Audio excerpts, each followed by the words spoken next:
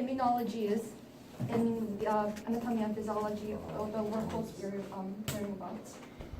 Okay, so this is the table of contents, and we're gonna look at every of this the table of contents hopefully. And the first unit of this chapter is cells and secretion mediating immune defenses. So what's immunology? It says that the study of the physiological defenses by which the body recognizes itself from foreign matter. So immunology, this is a very, the academic of the physiology that learns the defenses of the body to the foreign invaders. And at this moment, we are encountering like uncountable microbes and toxins. They are attacking us. And we've already learned that the integument, the skin, is the primary barrier to keep out those.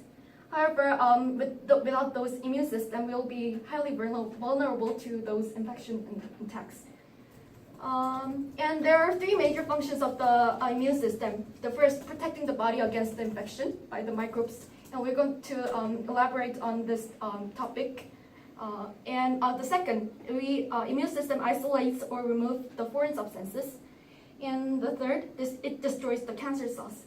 So it does not apply on the attacks from the foreign matters. The immune system activates when the harmful matters, such as cancer cells, occurs inside our body. Let's learn about the key cells that mediates the immune responses.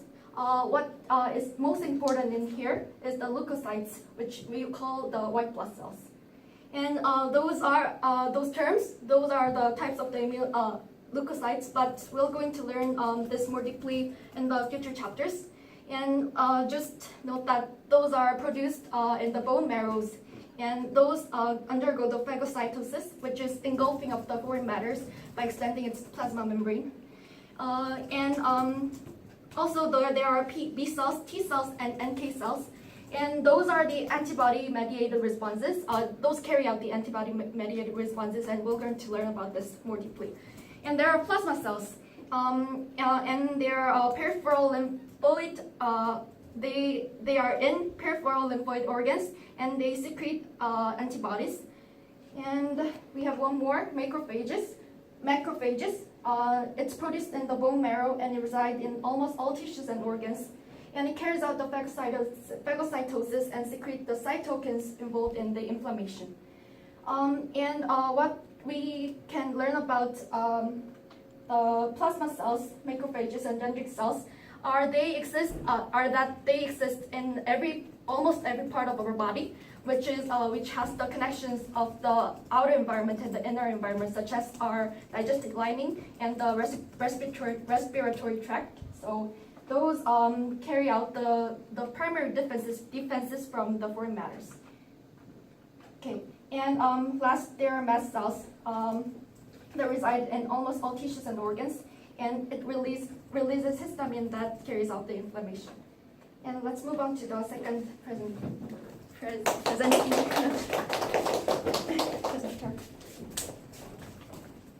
Hello, my name is Wenyan Lee, and I'll be talking about chapter 18.2, which is mostly about innate immune responses. Okay, so innate immune responses has another name, which is non-specific immune responses. So then what is specific immune response? That's called adaptive immune response that someone else will talk about in the future presentations.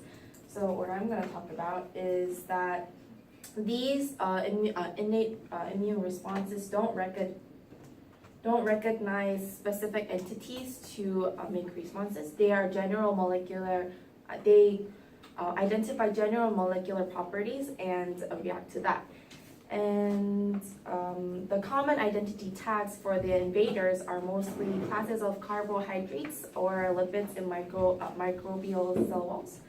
So, and for the other one, the adaptive immune responses, those mostly recognize the proteins that the foreigners have, unlike this one, which looks for carbohydrates and lipids. So, Today I'll be talking about these three things. So the first one is these three are the big topics in the book too. This is like the first line defense of our bodies, and it's not really like a response, but it's like a sort of structure that keeps us from being infected. And the inflammation process is where we do the actual responding to the invasion or infection or injury. And the interferons are the family of antiviral proteins. So these are actually helpers for the inflammation process. So I'll be talking about that right now. Okay, so the first line defense is the defense at the surfaces of our body. So there are mostly 5 types of what we do with our surfaces. So the most basic thing is our skin. We prevent penetration from like bacteria or viruses by having our skin ready. And then the second one is the hairs around like our nostrils or other holes of our body, and the reflexes such as sneezing or coughing, so that we could prevent other foreign beings from getting into our body by like having them clogged in our hair or like spitting them out or with via reflex. And the third one is the glands. So the glands secrete antimicrobial chemicals. So if we, for example, like the skin glands that have like make us sweat, or salivary glands that are in our mouths so that we don't ingest anything bad. And our lacrimal glands, I don't know how to pronounce it, but this is our tears. So if we get something in our eyes, we wash that out of our body.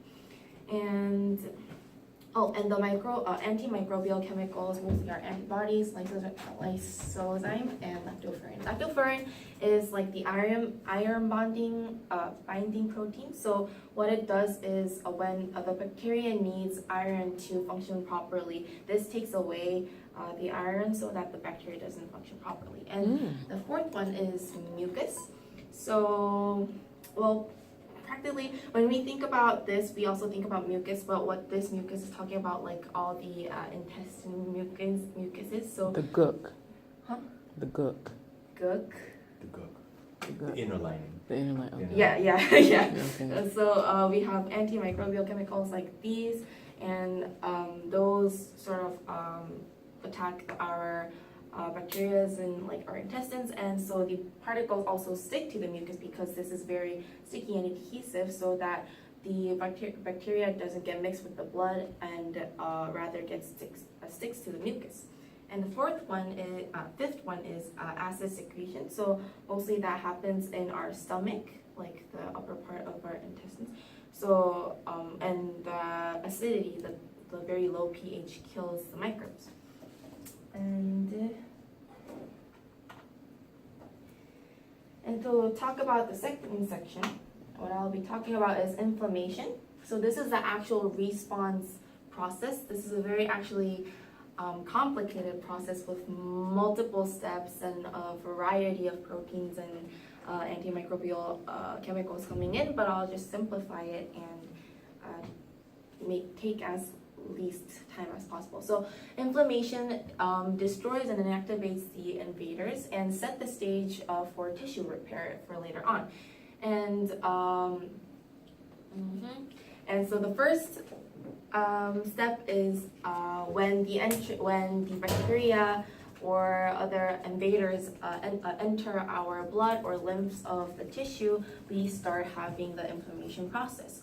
So we go into a vasodilation process and the increased permeability. So what this is basically when we have like bacteria in our bodies, then that automatically causes our bodies to secrete chemicals that make our vessels dilate, so that there is more increase of blood into the infected areas, and so that and the epithelial cells here, they contract so that the gaps between them allow the proteins that we need to come through and attack the invaders. And so that is what happens, and this is the more specific things.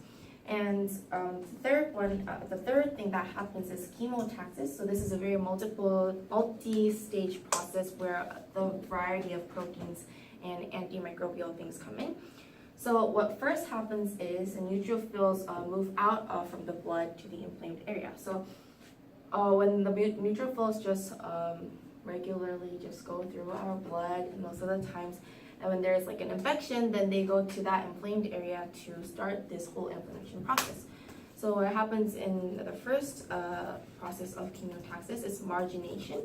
So this is neutrophils getting attached to the endothelial cells of our bodies, and that is helped by adhesion molecules, and I will not specify that right now because we have time constraints. So this neutrophils being exposed to chemoattractants induces another class of adhesion molecules to come in and do. What are neutrophils again? Oh, so I forgot to talk about that. So neutrophils are a type of leukocytes. I'm not sure if I'm pronouncing that right. Leukocytes, white She blood talked cells. about that. Uh-huh. Yeah, she talked about. So, yep, that's what neutrophils Okay. are, and there are a lot of other leukocytes too that comes in. And why this is important is because if you look at this process, we just think as neutrophils attaching to endothelial cells and that's it. But then this attraction causes other attractions and other adhesions. So this is like a multi-stage, multi-layered process. And so after the neutrophils attach to the endothelial cells, diapedesis happens. So what this is that neutrophils get into the interstitial fluid so that they can do their reactions in the lymphs and interstitial fluids. So what I wrote down here is that not only neutrophils, but all the other like monocytes that change into macrophages later on, other lymphocytes or basophils and eosinophils. These are all leukocytes, so these also come into these processes, but then we just simplify the leukocytes to neutrophils when I explain it. So I'm just saying that leukocytes aren't only these, but they also have these. And what's important about the chemotaxis is that they have selectivity and flexibility. So the whole process depends on what kind of invader comes in and what kind of helper, inducer, cytokine triggers the whole process. So diversity is good. And that's how it's destroyed? Huh?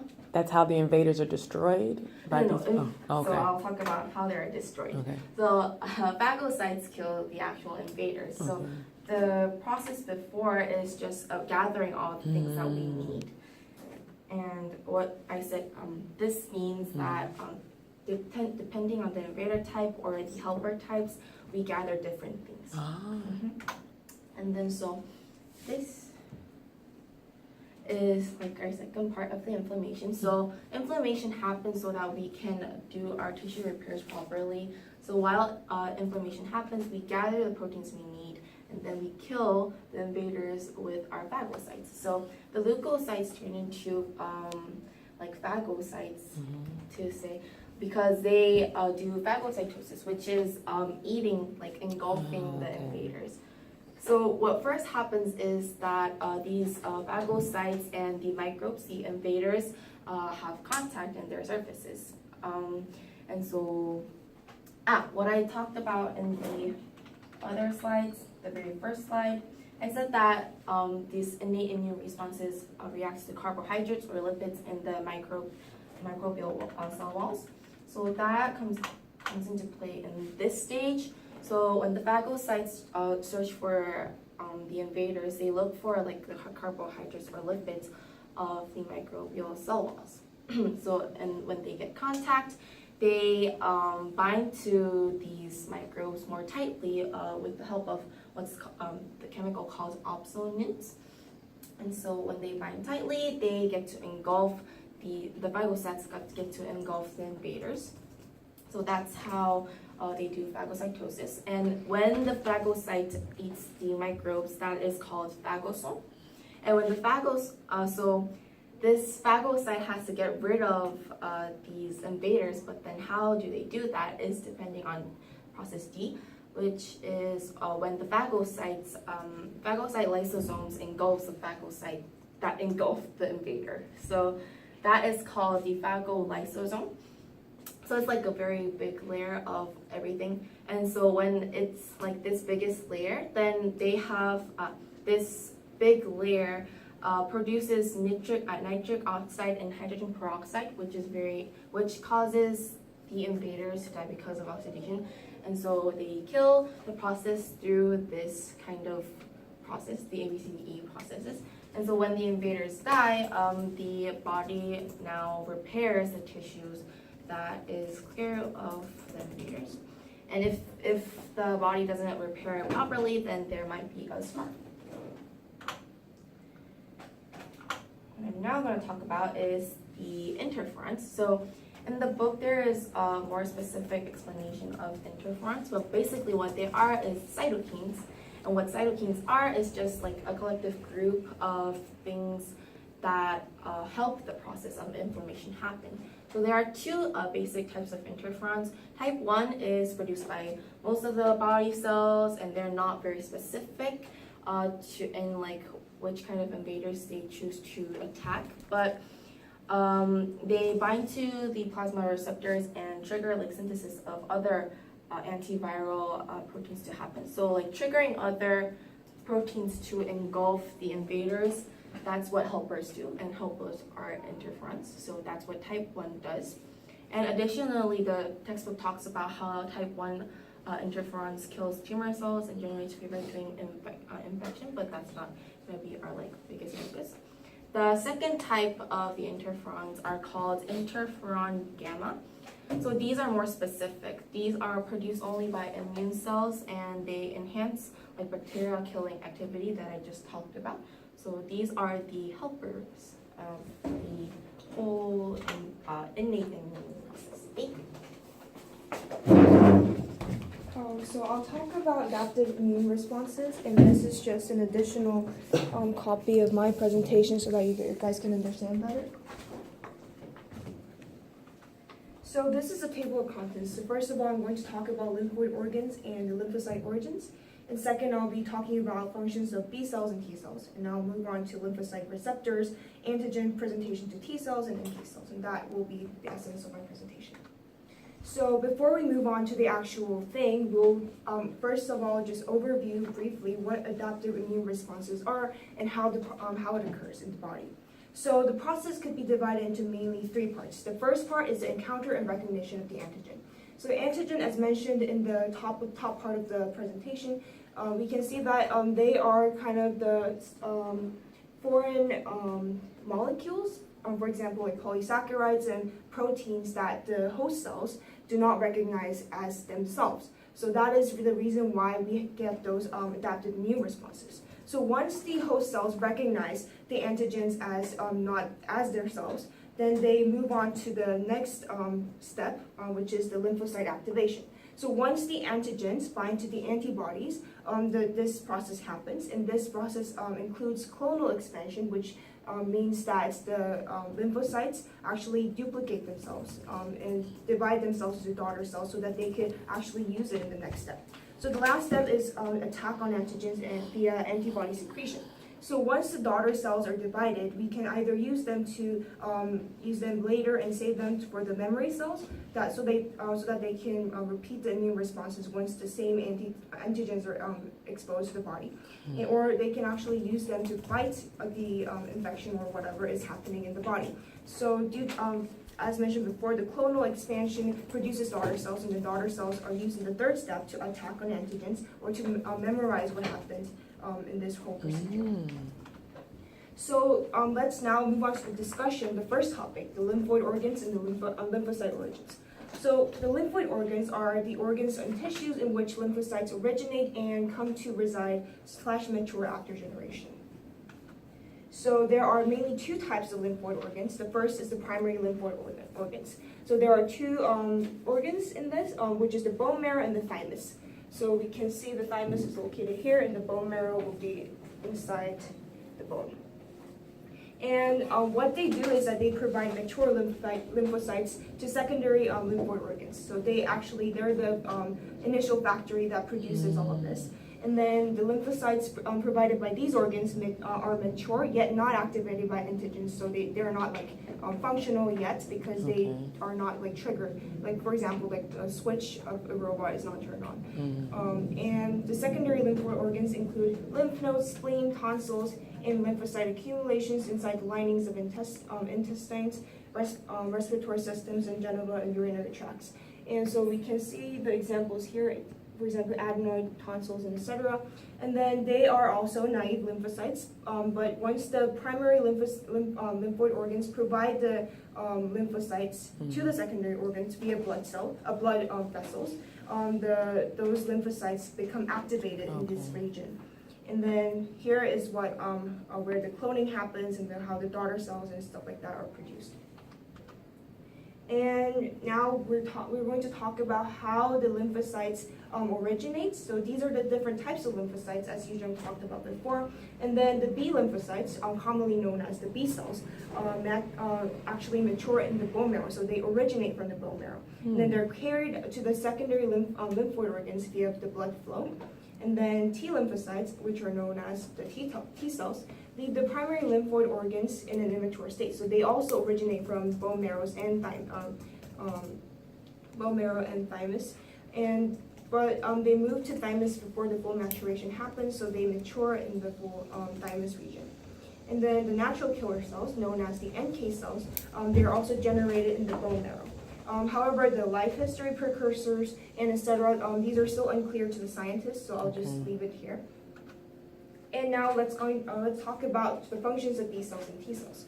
So B cells are responsible for the procedure called antibody-mediated response.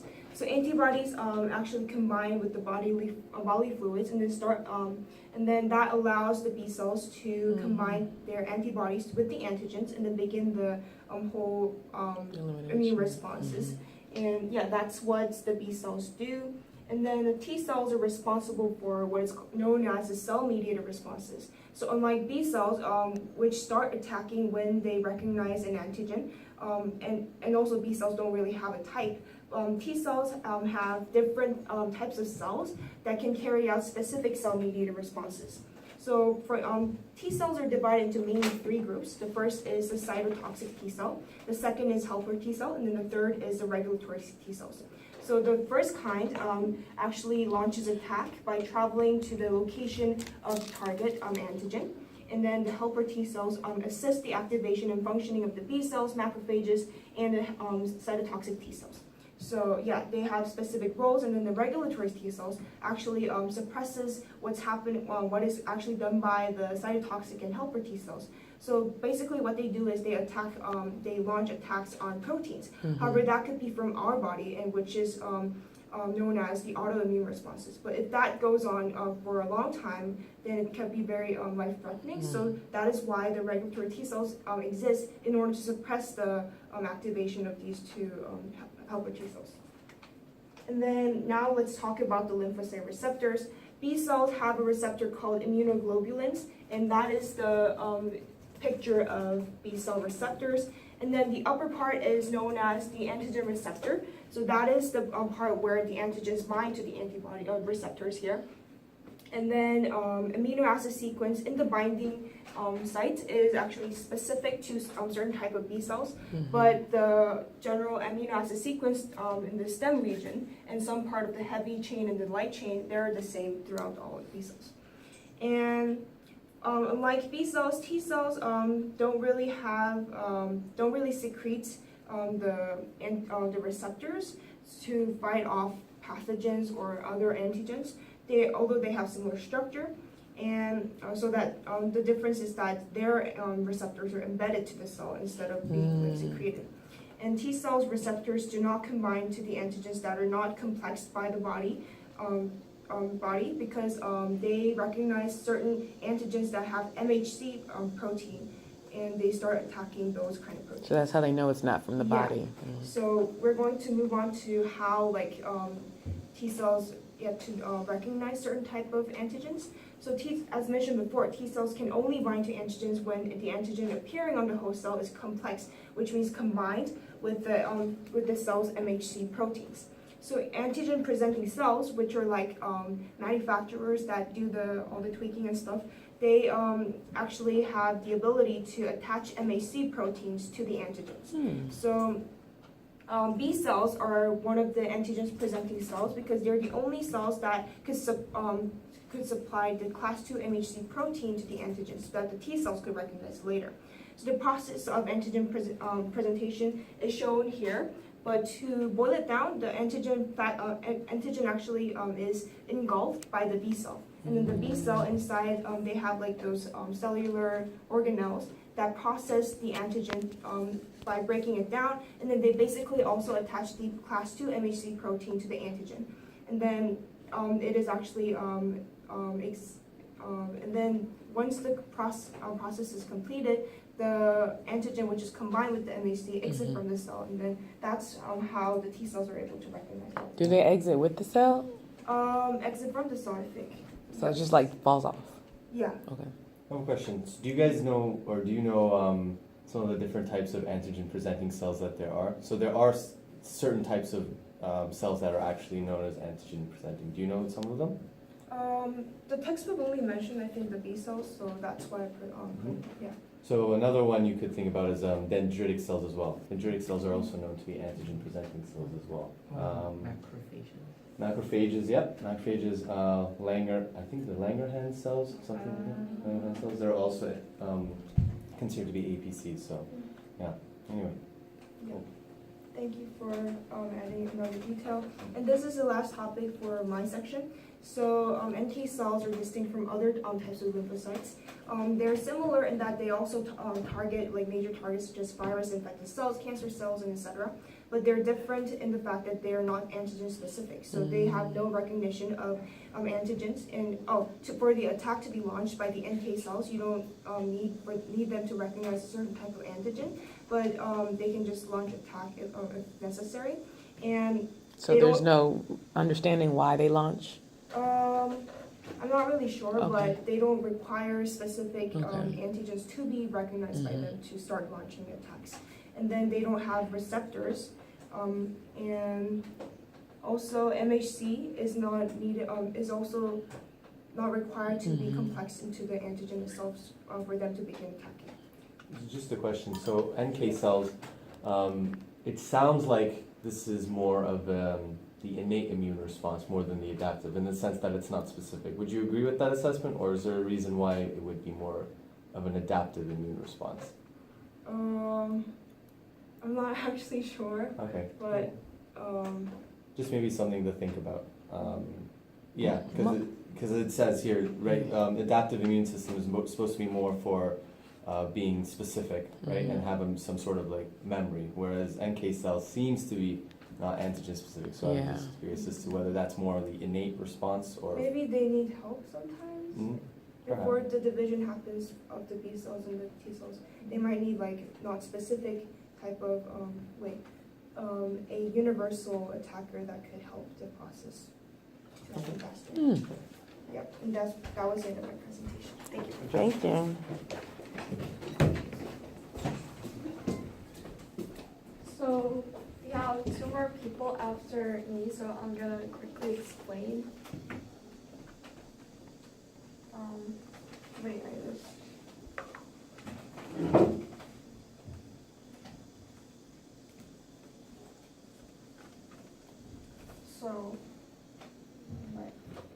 okay, in order for T cells to be activated, both antigen-specific stimulus and non-specific co-stimulus is required. But if the co-stimulus does not exist, then the T cell is not activated, so the T cell dies or become inactivated forever. So signaling through toll-like receptors and secretion of inflammatory cytokines are the two mechanisms that cause the antigen-presenting cells to introduce the co-stimulatory cells to the T cells. The T cell is important when talking about antibody-mediated immune responses. So I'm gonna talk about basic procedures of our body controlling bacterial attacks. So the first step is antigen recognition and B cell activation. sorry. So B cell, using its immunoglobulin receptors, recognize the bacterial surface and binds to specific receptors on the plasma membrane of the B cells. So B cells are not enough to deal with the bacteria, so helper T cells also help the role of B cells to deal with bacteria. So here, this is a receptor and it binds to the immunoglobulin receptor. And the second procedure, when discussing about the second procedure, the role of antigen presenting cells is very important. It presents helper T cells to bind to a complex of antigen and class 2 MHC proteins. And it provide, as discussed earlier, it provide a co-stimulus to activate the T cell, and it secrete IL-1 and TNF alpha actually, and other cytokines. Sorry, one question. So this class 2, I know there's a class 1 MHC proteins. Do you know what they are for? What they, I guess, different? So class 2 MHC is for helper T cells. Yeah, What is class 1 for? I didn't actually. Do you know? It's for the, I think it's for the cytotoxic T cells. Oh. Yeah. So Oh. class 1 MHC proteins are usually used to help to differentiate the T cells into cytotoxic, and then in this case, this is for differentiating to helper T cells. So Thank you for your further I think so.